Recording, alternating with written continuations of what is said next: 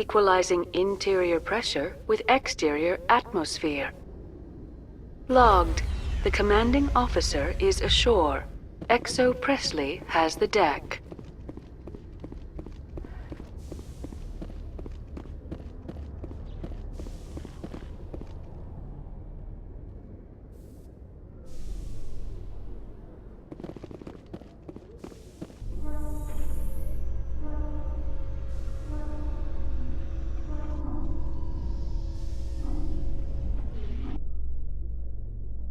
Your biotics are impressive, Lieutenant. I'm surprised that humans stop using the L2 configuration with results like yours. My edicts can be pretty bad, and I'm one of the lucky L2 implants. The L3s are safer. Humanity will be judged by the sacrifices its people are willing to make, Lieutenant. The Turians would have kept the L2 implants.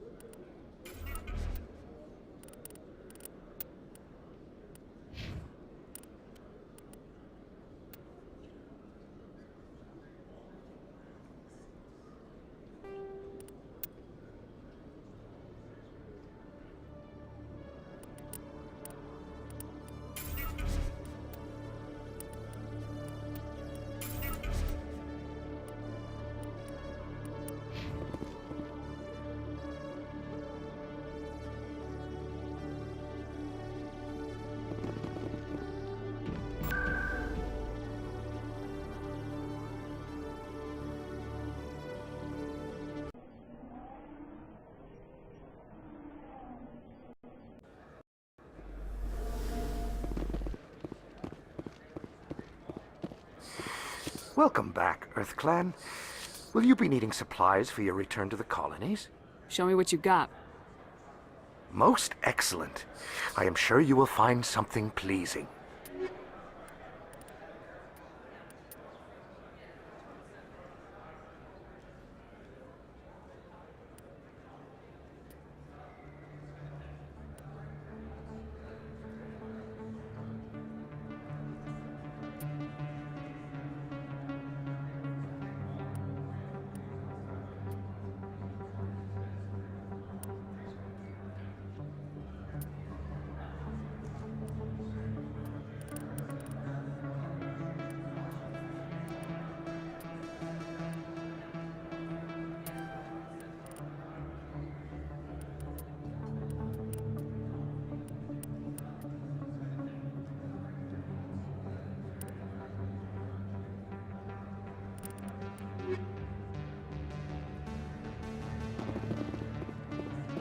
okay?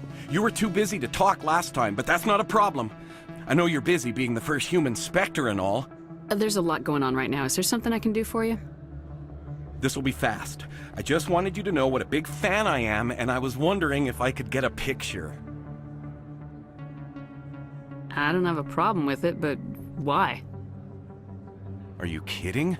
Nobody will believe that I talked with the beautiful Commander Shepard unless I get a picture. Just hold up your gun. Perfect.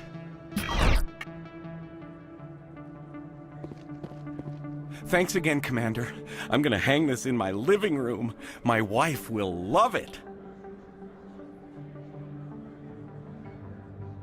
Anything you want, you can find for sale in the wards, legal or otherwise. Not really my kind of place, but there sure are some spectacular views here. This isn't a proof of purchase. It's a bank statement. It shows that I bought something from you when I bought it. Well, thank you for buying from me, but this still doesn't prove that you purchased that item from my store. But I didn't buy anything else here. How do I know that? If you don't have the proof of purchase, I can't help you. But... Sorry.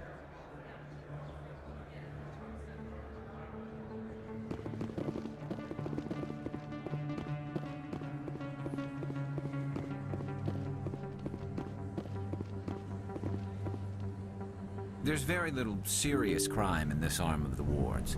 Maybe because the C-Sec Academy is so close by.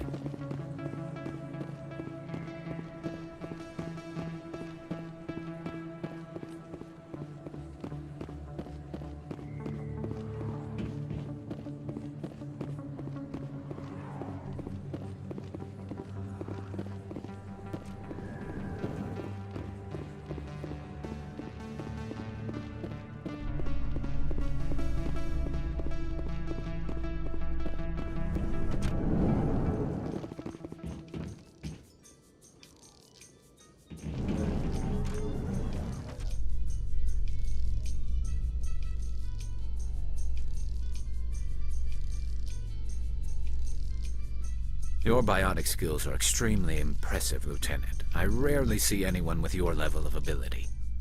I've always held back a little when I use my powers on living targets. Fear of hurting someone, I guess. But after what I saw on Eden Prime, I'm not holding back anymore. Not against a Geth, not against anyone.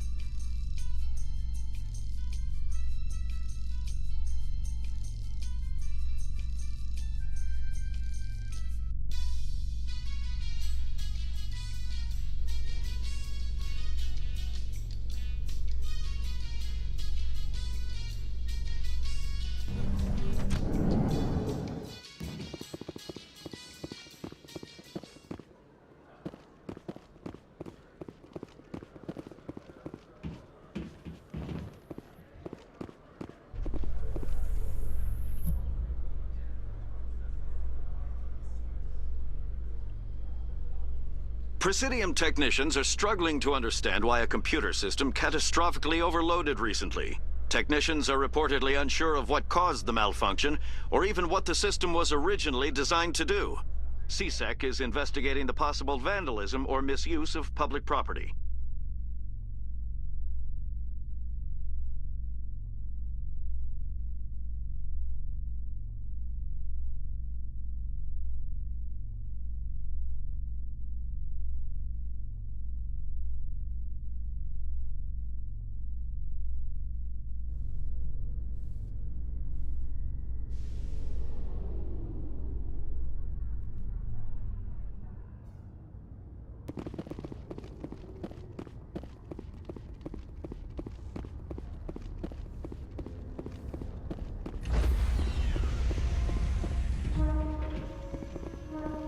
Stand by, shore party. Decontamination in progress.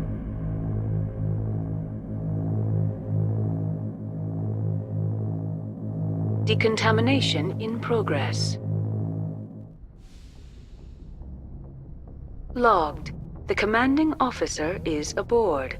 XO Presley stands relieved.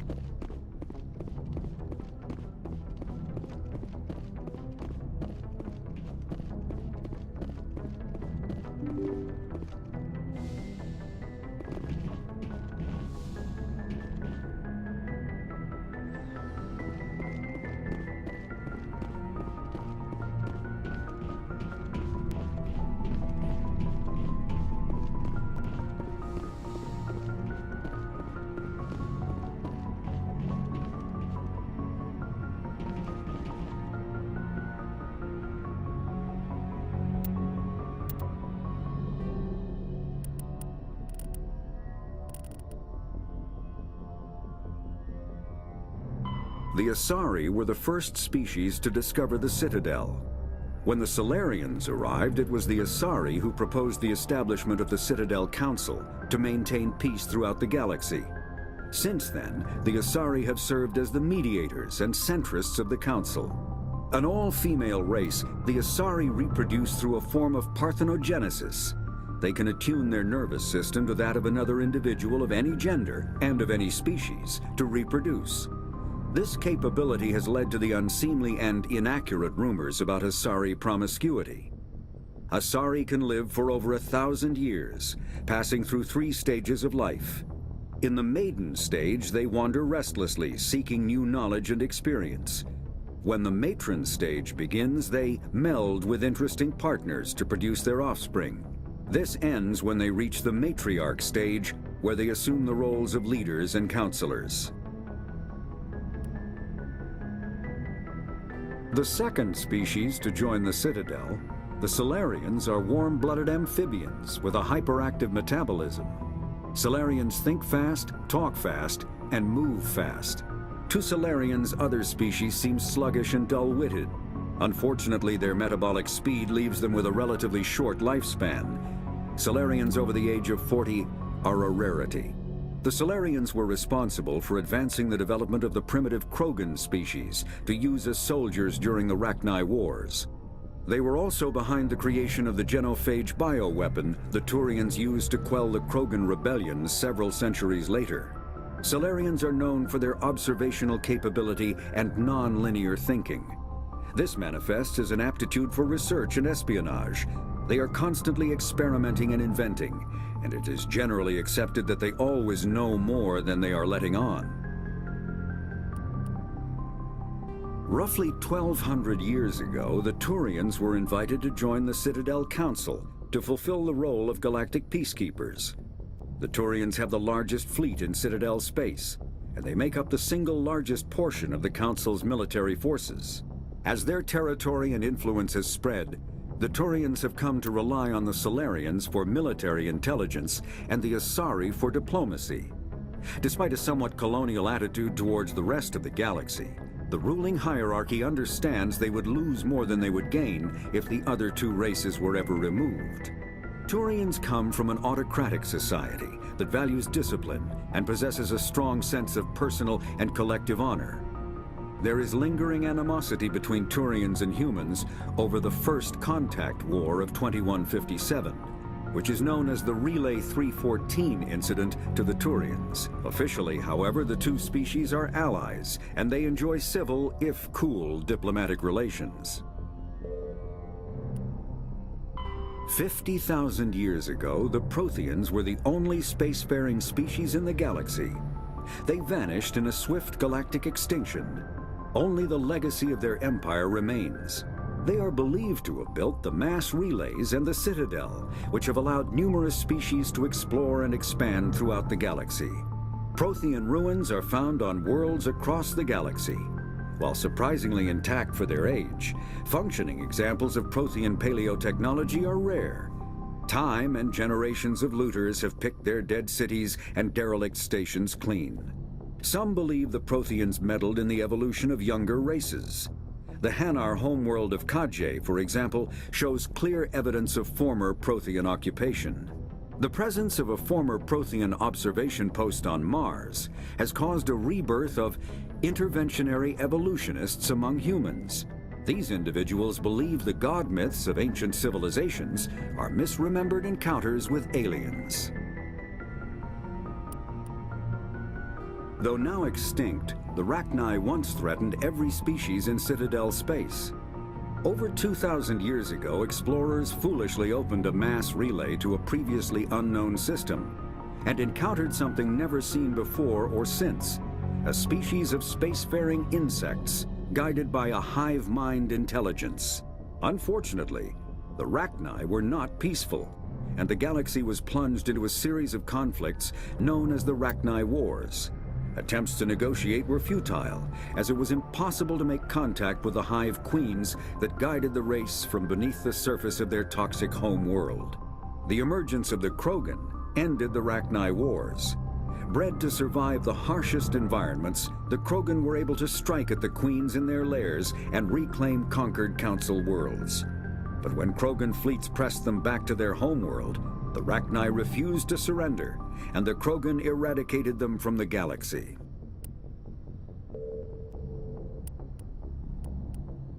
In the early 2160s, the Alliance began aggressive colonization of worlds in the Skyllian Verge, much to the dismay of the Batarians, who had been developing the region for several decades. In 2171, the Batarians petitioned the Council to declare the Verge a zone of Batarian interest. The Council refused, however, declaring unsettled worlds in the region open to human colonization. In protest, the Batarians closed their Citadel embassy and severed official diplomatic relations with the Council, effectively becoming a rogue state. They instigated a proxy war in the Verge by funneling money and weapons to criminal organizations, urging them to strike at human colonies. Hostilities peaked with the Skyllian Blitz of 2176, an attack on the human capital of Elysium by Batarian-funded pirates and slavers. In 2178, the Alliance retaliated with a crushing assault on the moon of Torfin, long used as a staging base by Batarian-backed criminals. In the aftermath, the Batarians retreated into their own systems and are now rarely seen in Citadel space. The Elcor are a Citadel species native to the high-gravity world Dakuna. They are massive creatures, standing on 4 muscular legs for increased stability. Elcor move slowly, an evolved response to an environment where a fall can be lethal. This has colored their psychology, making them deliberate and conservative. Elcor speech is ponderous and monotone. Among themselves, scent, slight movements, and sub-vocalized infrasound convey shades of meaning that make a human smile seem as subtle as a fireworks display. Since their subtlety can lead to misunderstandings with other species, the Elcor often go out of their way to clarify when they are being sarcastic, amused, or angry. Dakuna's high gravity impedes mountain formation. Most of the world consists of flat, open plains, which prehistoric Elcor wandered across in small family bands. Modern Elcor still prefer open sky and can become restless and uncomfortable on long starship journeys. The Geth are a humanoid race of networked AIs. They were created by the Quarians 300 years ago as tools of labor and war. When the Geth showed signs of self-evolution, the Quarians attempted to exterminate them. The Geth won the resulting war. This example has led to legal, systematic repression of artificial intelligences in galactic society. The Geth possess a unique distributed intelligence. An individual has rudimentary animal instincts, but as their numbers and proximity increase, the apparent intelligence of each individual improves. In groups, they can reason, analyze situations, and use tactics, as well as any organic race. Geth space is located at the trailing end of the Perseus Arm, beyond the lawless Terminus systems. The Perseus Veil, an obscuring dark nebula of opaque gas and dust, lies between their space and the Terminus systems. The Hanar are a Citadel species known for excessive politeness. They speak with scrupulous precision and take offense at improper language. Hanar that expect to deal with other species take special courses to help them unlearn their tendency to take offense at improper speech. All Hanar have 2 names. The face name is known to the world. The soul name is kept for use among close friends and relations. Hanar never refer to themselves in the first person in conversation with someone they know on a face name basis. To do so is considered egotistical, so instead they refer to themselves as this one, or the impersonal it. Their homeworld, Kajay, has 90% ocean cover and orbits an energetic white star, resulting in a permanent blanket of cloud.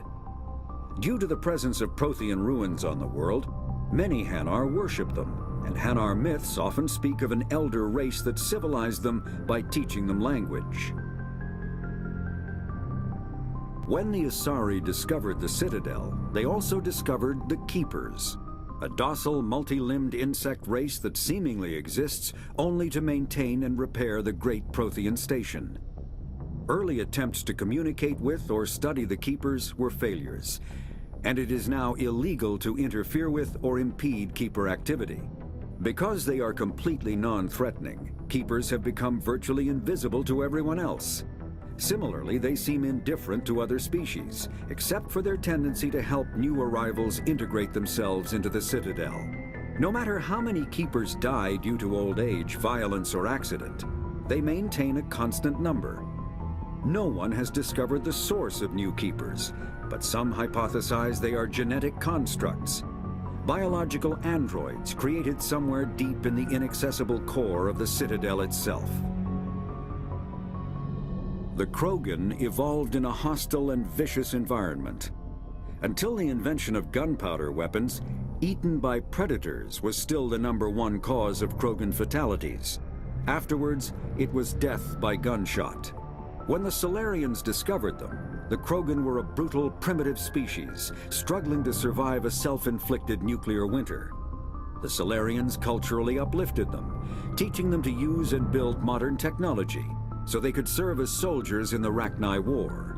Liberated from the harsh conditions of their homeworld, the quick-breeding Krogan experienced an unprecedented population explosion. They began to colonize nearby worlds, even though these worlds were already inhabited.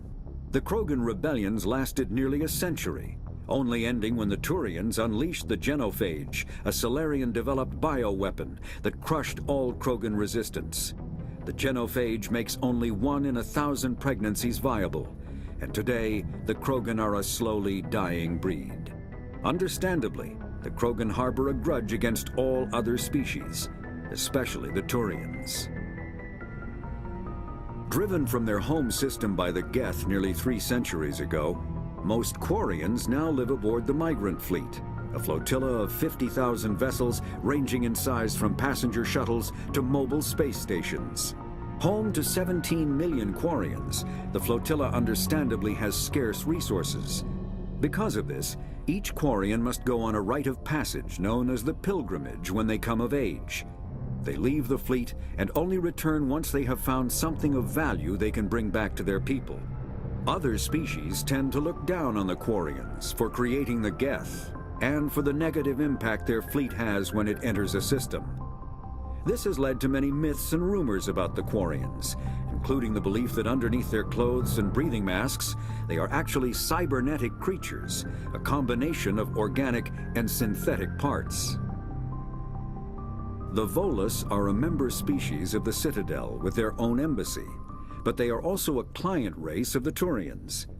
Centuries ago, they were voluntarily absorbed into the hierarchy, effectively trading their mercantile prowess for Turian military protection. Erun, their homeworld, lies far beyond the normal life zone of its star. However, the world has a high-pressure greenhouse atmosphere that traps enough heat to support an ammonia-based biochemistry. As a result, the Volus must wear pressure suits and breathers when dealing with other species, as conventional nitrogen-oxygen air mixtures are poisonous to them, and in the low-pressure atmospheres tolerable to most species, their flesh will actually split open. Volus culture is tribal, bartering lands and even people to gain status. This culture of exchange inclines them to economic pursuits. It was the Volus who authored the Unified Banking Act, and they continue to monitor and balance the Citadel economy.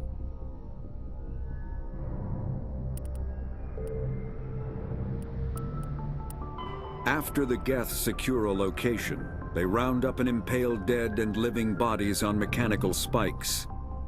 The spikes rapidly transform these victims into withered husks, extracting water and trace minerals, and replacing them with cybernetics.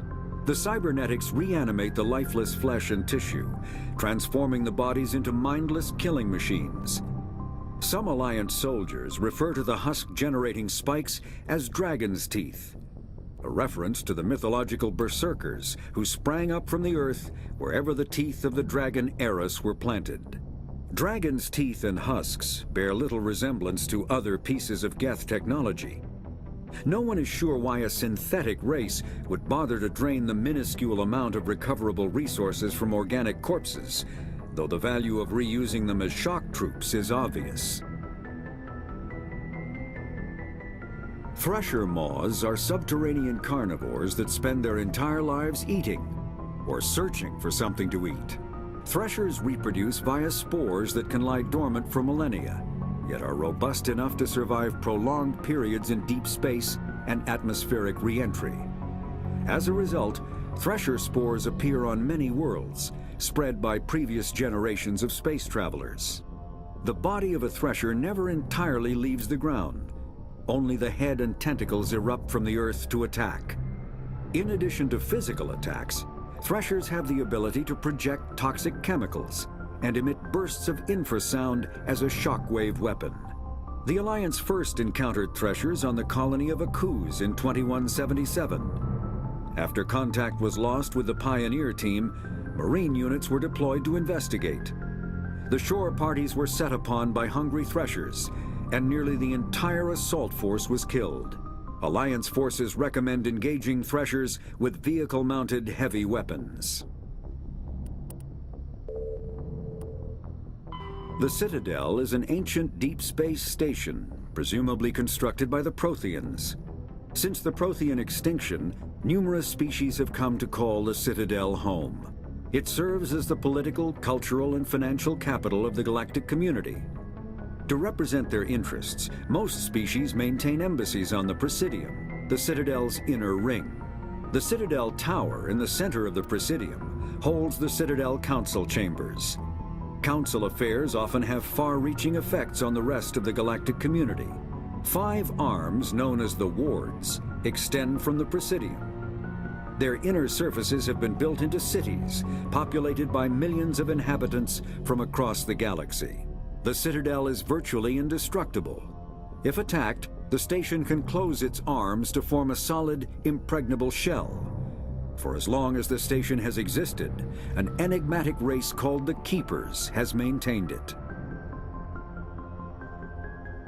The Council is an executive committee composed of representatives from the Asari Republics, the Turian Hierarchy, and the Solarian Union.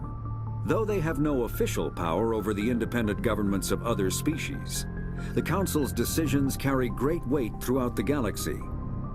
No single Council race is strong enough to defy the other two, and all have a vested interest in compromise and cooperation. Each of the Council species has general characteristics associated with the various aspects of governing the galaxy. The Asari are typically seen as diplomats and mediators. The Solarians gather intelligence and information. The Turians provide the bulk of the military and peacekeeping forces. Any species granted an embassy on the Citadel is considered an associate member, bound by the accords of the Citadel Conventions. Associate members may bring issues to the attention of the Council, though they have no input on the decision. The Human Systems Alliance became an associate member of the Citadel in 2165. Citadel space is an unofficial term referring to any region of space controlled by a species that acknowledges the authority of the Citadel Council. At first glance, it appears this territory encompasses most of the galaxy. In reality, however, less than 1% of the stars have been explored. Even Mass Effect FTL drive is slow relative to the volume of the galaxy. Empty space and systems without suitable drive discharge sites are barriers to exploration. Only the mass relays allow ships to jump hundreds of light years in an instant, the key to expanding across an otherwise impassable galaxy. Whenever a new relay is activated, the destination system is rapidly developed. From that hub, FTL drive is used to expand to nearby star clusters. The result is a number of densely developed clusters, thinly spread across the vast expanse of space, connected by the mass relay network. Spectres are agents from the Office of Special Tactics and Reconnaissance, and answer only to the Citadel Council. They are elite military operatives, granted the authority to deal with threats to peace and stability in whatever way they deem necessary. They operate independently or in groups of 2 or 3. Some are empathetic peacekeepers, resolving disputes through diplomacy. Others are cold-blooded assassins, ruthlessly dispatching problem individuals. All get the job done one way or another, often operating outside the bounds of galactic law. The Spectres were founded after the Solarians joined the Council. For many years, they operated in secrecy as backroom problem solvers. Only after the Krogan rebellions did their activities become publicized. Assignment of a Spectre is less contentious than a military deployment, but makes it clear that the Council is concerned about a situation.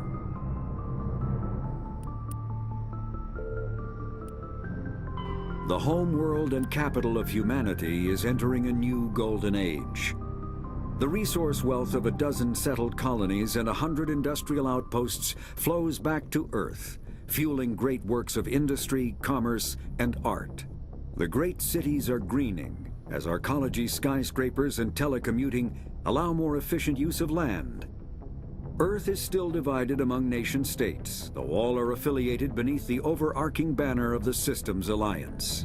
While every human enjoys a longer and better life than ever, the gap between rich and poor widens daily. Advanced nations have eliminated most genetic disease and pollution. Less fortunate regions have not progressed beyond 20th century technology and are often smog-choked, overpopulated slums. Sea levels have risen 2 meters in the last 200 years, and violent weather is common due to environmental damage inflicted during the late 21st century. The past few decades, however, have seen significant improvement due to recent technological advances. Humanity's first contact with an alien race occurred in 2157. At that time, the Alliance allowed survey fleets to activate any dormant mass relays discovered, a practice considered dangerous and irresponsible by Council-aligned races. When a Turian patrol discovered a human fleet attempting to activate a relay, they attacked. One human vessel survived, retreating to the colony of Shanxi. The Turians followed, quickly defeating the local forces. Shanxi was occupied, the first and to date only human world to be conquered by an alien species. The Turians believed the handful of ships they defeated represented the bulk of human defenses, so they were unprepared when the Second Fleet, under Admiral Castany Drescher, launched a strong counteroffensive, evicting them from Shanxi. The Turians mobilized for full-scale war, drawing the attention of the rest of the galaxy. The Council quickly intervened, forcing a truce. Fortunately for humanity, the First Contact War was ended with a diplomatic solution. The Systems Alliance is an independent supranational government representing the interests of humanity as a whole. The Alliance is responsible for the governance and defense of all extrasolar colonies and stations. The Alliance grew out of the various national space programs as a matter of practicality. Sol's planets had been explored and exploited through piecemeal national efforts. The expense of colonizing entire new solar systems could not be met by any one country. With humans knowing that alien contact was inevitable, there was enough political will to jointly fund an international effort. Still, the Alliance was often disregarded by those on Earth until the First Contact War. While the national governments dithered and bickered over who should lead the effort to liberate Shanxi, the Alliance fleet struck decisively. Post-war public approval gave the Alliance the credibility to establish its own parliament and become the galactic face of humanity. Pharos is a habitable world in the Attican Beta Cluster. 2/3 of the habitable surface is covered with the ruins of a crumbling Prothean megatropolis. In the millennia since the Prothean extinction, the ruins have been repeatedly picked over by looters many times. Pharos was considered a poor prospect for colonization, as little open ground remains for agriculture. The only sizable freshwater sources are the poles, which are tapped by the decaying Prothean aqueduct systems. The dead cities, while in good condition considering their antiquity, are of uncertain stability. Ground level is congested by a dozen meters of fallen debris, and the air is fouled by dust. In 2178, the Human Exogeny Corporation announced its intention to place a permanent colony on Pharos to thoroughly explore the ruins. The pioneer settlement was placed on the upper levels of several intact skyscrapers, using the surviving Prothean aqueducts and rooftop hydroponic gardens to support the population. Noveria is a cool, rocky world with most of its hydrosphere locked up in massive glaciers. A privately chartered colony world, the planet is owned by the Noveria Development Corporation Holding Company. The NDC is funded by investment capital from 24 high-technology development firms and administrated by an executive board representing their interests. The investors built remote hot labs in isolated locations across Noveria's surface. These facilities are used for research too dangerous or controversial to be performed elsewhere, as Noveria is technically not part of Citadel space and therefore exempt from Council law. By special arrangement, Citadel's special tactics and reconnaissance agents have been granted extraterritorial privileges, but it remains to be seen how committed the executive board is to that principle. Given its unique situation, it is understandable that Noveria is often implicated in all manner of wild conspiracy theories. The terminus systems are located on the far side of the Attican Traverse, beyond the space administered by the Citadel Council or claimed by the Human Systems Alliance. It is populated by a loose affiliation of minor species, united only in their refusal to acknowledge the political authority of the Council or adhere to the Citadel conventions. Their independence comes at a price. The terminus is fraught with conflict. War among the various species is common, as governments and dictators constantly rise and fall. The region is a haven for illegal activities, particularly piracy and the slave trade. At least once a year, a fleet from the terminus invades the nearby Attican Traverse. These attacks are typically small raids against poorly defended colonies. The Council rarely retaliates, as sending patrols into the terminus systems could unify the disparate species against their common foe, triggering a long and costly war. There are between 200 and 400 billion stars in the galaxy, and less than 1% of them have ever been visited or had their systems properly surveyed. Humanity's early expansion into the Attican Traverse was haphazard, a desperate race to claim habitable planets where populations can be economically settled. Ignored in the wake of this land grab were thousands of less hospitable worlds, each potentially rich with industrial resources. The wealth of entire solar systems lies untapped, waiting for corporate survey teams or independent pioneers to discover and exploit them. However, this is not an easy task. In addition to the environmental hazards, the fact that uncharted worlds are largely ignored makes them popular bases for criminals, revolutionaries, cults, and others who wish to remain unnoticed by galactic society.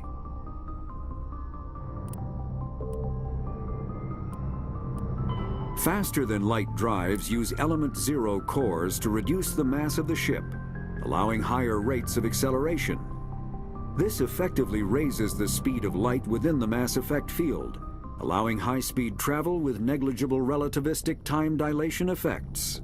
Starships still require conventional thrusters, chemical rockets, commercial fusion torch, economy ion engine, or military anti-proton drive, in addition to the FTL drive core. With only a core, a ship has no motive power. The amount of ESO and power required for a drive increases exponentially to the mass being moved and the degree it is being lightened. Very massive ships, or very high speeds, are prohibitively expensive. If the field collapses while the ship is moving at faster than light speed, the effects are catastrophic.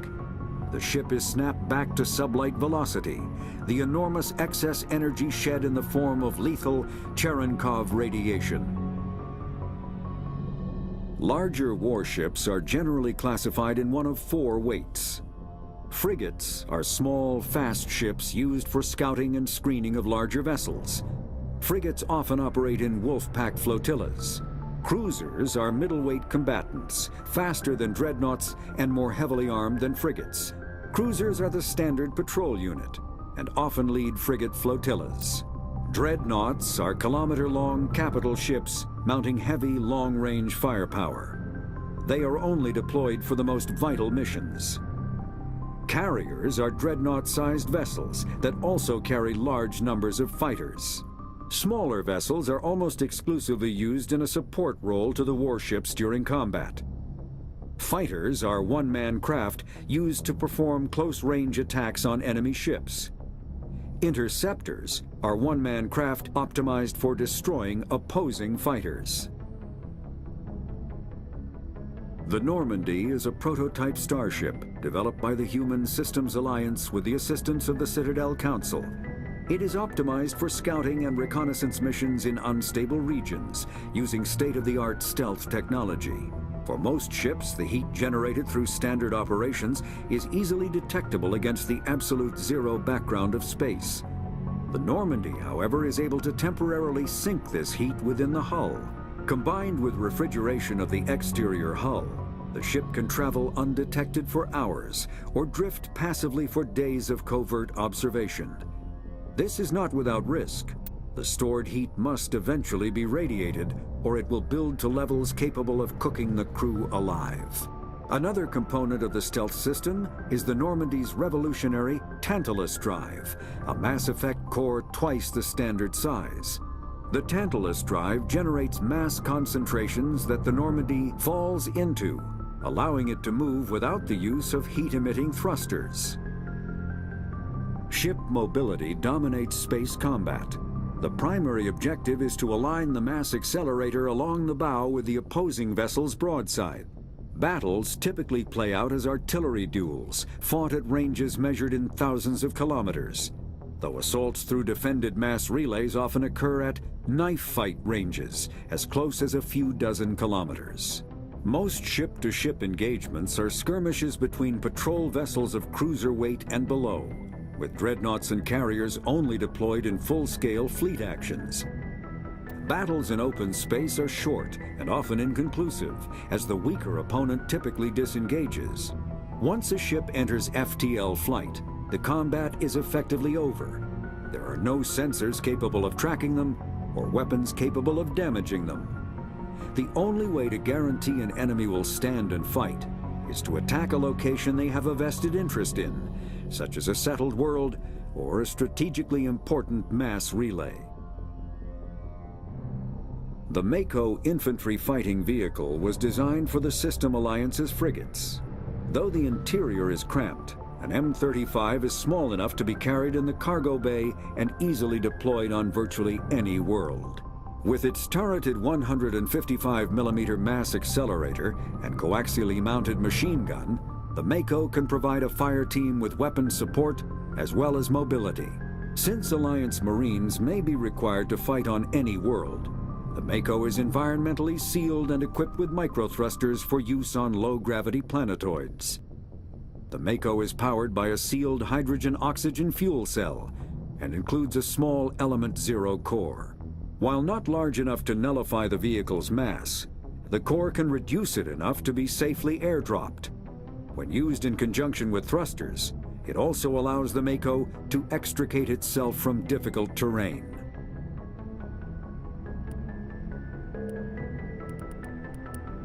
Biotics is the ability of rare individuals to manipulate dark energy and create Mass Effect fields through the use of electrical impulses from the brain.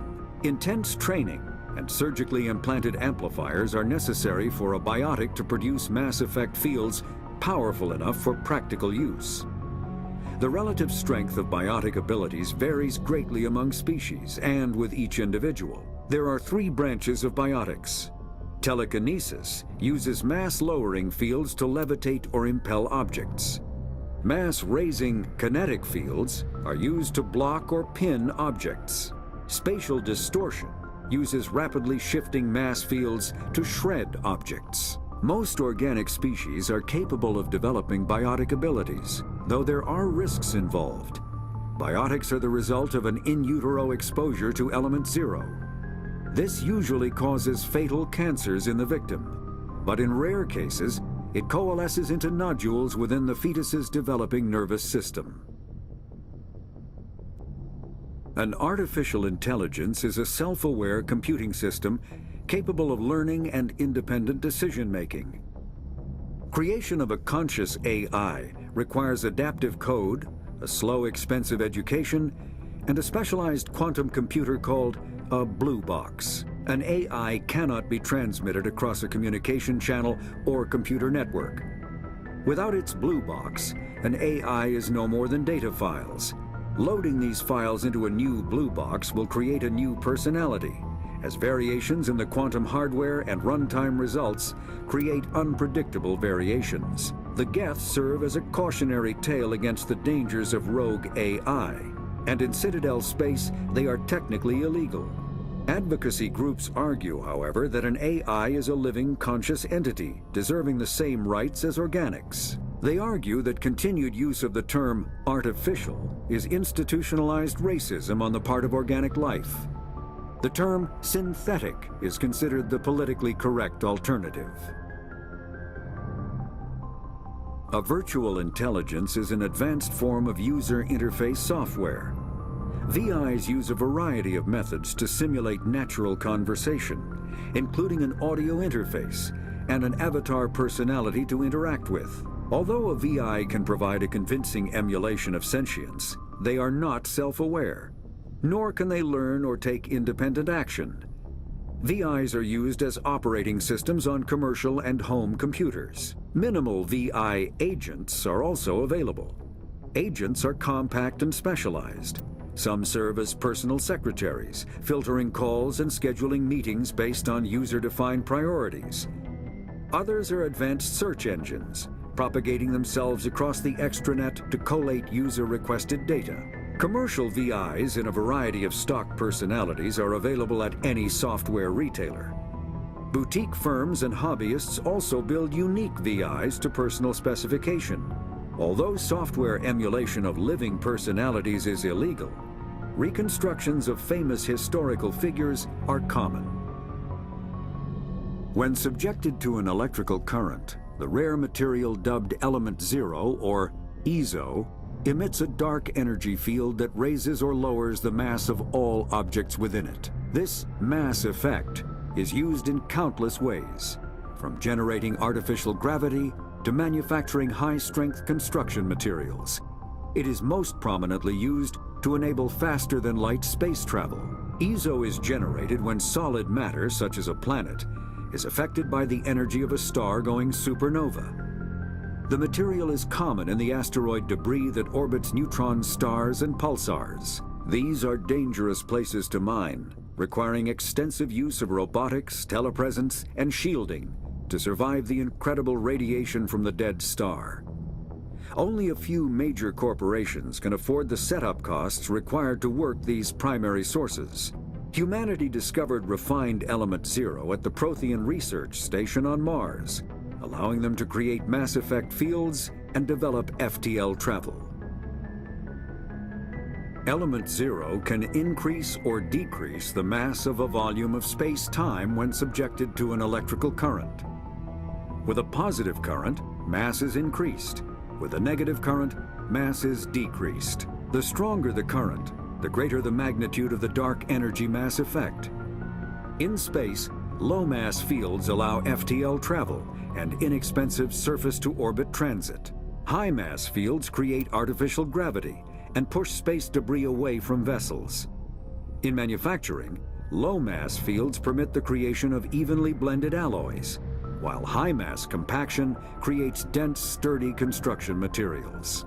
The military makes extensive use of mobility-enhancing technologies, with mass effect utilizing fighting vehicles standard frontline issue in most military forces. Mass effect fields are also essential in the creation of kinetic barriers or shields to protect against enemy fire. Mass relays are feats of Prothean engineering advanced far beyond the technology of any living species. They are enormous structures scattered throughout the stars and can create corridors of virtually mass-free space, allowing instantaneous transit between locations separated by years or even centuries of travel using conventional FTL drives. Primary mass relays can propel ships thousands of light years, often from one spiral arm of the galaxy to another. However, they have fixed one-to-one connections. A primary relay connects to one other primary relay and nowhere else. Secondary relays can only propel ships across a few hundred light years. However, they are omnidirectional. A secondary relay can send a ship to any other relay within its limited range. There are many dormant primary relays whose corresponding twins have not yet been located. These are left inactive until their partner is charted, as established civilizations are unwilling to blindly open a passage that might connect them to a hostile species. Omni-tools are handheld devices that combine a computer microframe, sensor analysis pack, and manufacturing fabricator. Versatile and reliable, an Omni-tool can be used to analyze and adjust the functionality of most standard equipment, including weapons and armor, from a distance. The fabrication module can rapidly assemble small three-dimensional objects from common reusable industrial plastics, ceramics, and light alloys. This allows for field repairs and modifications to most standard items, as well as the reuse of salvaged equipment. Omni-tools are standard issue for soldiers and first-in colonists.